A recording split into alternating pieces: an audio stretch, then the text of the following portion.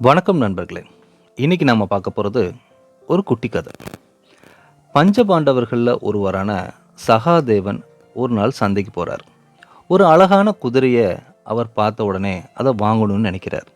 அந்த குதிரைக்காரர்கிட்ட போய் இதை நான் வாங்கிக்கிறேன், இது எவ்வளவு ஆகும் அப்படின்னு கேட்குறாரு. உடனே அந்த குதிரையை வச்சிருக்கிறவர், ஐயா நான் ஒரு கேள்வி கேட்பேன், அதுக்கு நீங்கள் சரியாக பதில் சொல்லிட்டா இதை நான் இலவசமாகவே கொடுத்துருவேன் அப்படின்னு சொல்கிறார். சரி கேளுங்க அப்படின்னு இவரும் சொன்னார். ஐயா, ஒரு பெரிய கிணறு, அதில் உள்ள தண்ணியை எடுத்து 7 சின்ன கிணறுகளை நிரப்பலாம்.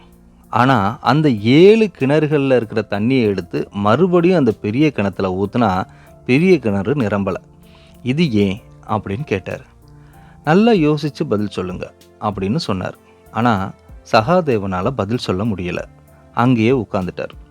சகாதேவனை தேடிட்டு நகுலன் சந்தைக்கு வந்தார். அவரும் அந்த குதிரையை பார்த்து அழகுல மயங்கி குதிரையோட உரிமையாளர்கிட்ட கேட்குறார். அப்போ அவர், நான் ஒரு கேள்வி கேட்பேன், பதில் சொல்லிட்டா இந்த குதிரை உங்களுக்கு இலவசமாக தர்றேன் அப்படின்னு சொன்னார். சரி கேளுங்க அப்படின்ன உடனே, துணி தைக்கிற ஊசி இருக்கு இல்லையா, அதனுடைய ஓட்டையில் ஒரு யானை உள்ளே போய் அடுத்த பக்கம் வெளியே வருது. ஆனால் அந்த யானையோட வால் மட்டும் ஓட்டை வழியாக வர முடியல, ஏன் அப்படின்னு கேட்டார். இந்த கேள்விக்கு பதில் சொல்ல முடியாமல் சகாதேவனோட சேர்ந்து நகுலனும் உட்கார்ந்துட்டார். அடுத்து இவங்களை தேடிட்டு வந்த அர்ஜுனன் அங்கே வந்து இந்த குதிரைக்காரர்கிட்ட கேட்குறார். அப்போ அவர் ஒரு கேள்வி கேட்டார். ஒரு வயல், அதை சுற்றி ஒரு வேலி. வயல் நன்றாக விளைஞ்சிருந்தது. ஆனால் கொஞ்ச நாள் கழித்து அறுவடை காலத்தில் அந்த வயக்காட்டில் எதுவுமே இல்லை, வேலியெல்லாம் அப்படியே இருக்குது. என்ன நடந்துச்சு, அப்போ அந்த தானியங்கள்லாம் எங்கே போச்சு அப்படின்னு ஒரு கேள்வி கேட்குறாரு. ஆனால் இந்த கேள்விக்கு என்ன பதில் சொல்கிறதுன்னு அர்ஜுனனுக்கு தெரியலை. இப்படி எல்லா சகோதரர்களும் மாட்டிக்கிட்டதை உணர்ந்த தர்மரும் பீமனும் அங்கே வந்து சேர்ந்தாங்க. என்ன நடந்தது அப்படின்னு அர்ஜுனன் கிட்ட கேட்க, அண்ணா இந்த குதிரைக்காரர் ஒரு 3 கேள்வி கேட்டார், அதற்கு பதில் எங்களால் சொல்ல முடியல, நீங்களாவது சொல்லுங்க அப்படின்னு தர்மர் கிட்ட கேட்டார். இந்த 3 கேள்வியை கேட்ட உடனேயே தர்மர் ஒரு நிமிஷம் ஆடி போயிட்டார். தர்மர் பதில் சொல்ல தொடங்கினார்.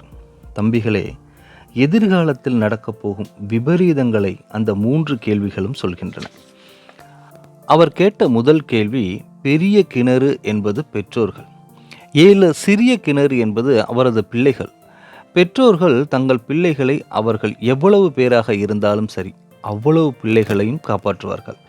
இதைத்தான் பெரிய கிணற்று நீரை கொண்டு சிறிய கிணற்றை நிரப்பினார் என்று சொல்கிறார். ஆனால் அந்த பிள்ளைகள் அவ்வளவு பேரும் சேர்ந்தால் கூட தங்கள் பெற்றோரை காப்பாற்ற மாட்டார்கள். இதைத்தான் 7 சிறிய கிணறுகளில் உள்ள தண்ணீரை கொண்டு பெரிய கிணற்றை நிரப்ப முடியாது என்று சொன்னார். அடுத்தது, இனி வரும் காலங்களில் அக்கிரமங்கள், முறைகேடான செயல்கள் ஏராளமாக நடைபெறும். ஆனால் நல்ல செயல்கள் நடைபெறுவது மிக குறைவு. இதைத்தான் யானை போன வழியில் அதன் வால் போக முடியவில்லை என்று அவர் சொல்லியிருக்கிறார். அடுத்தது 3வது கேள்வி, பயிர்கள் என்பது மக்களை குறிக்கும், பாதுகாக்கும் வேலி என்பது அதிகாரிகளை குறிக்கும்.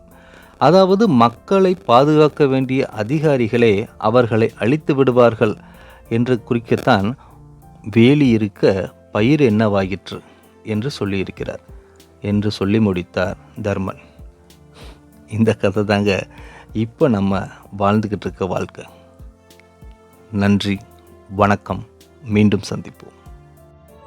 இந்த நிகழ்ச்சி உங்களுக்கு பிடிச்சிருந்தா லைக் பண்ணுங்க, ஷேர் பண்ணுங்க, கமெண்ட் பண்ணுங்க, மறக்காம சப்ஸ்கிரைப் பண்ணுங்க.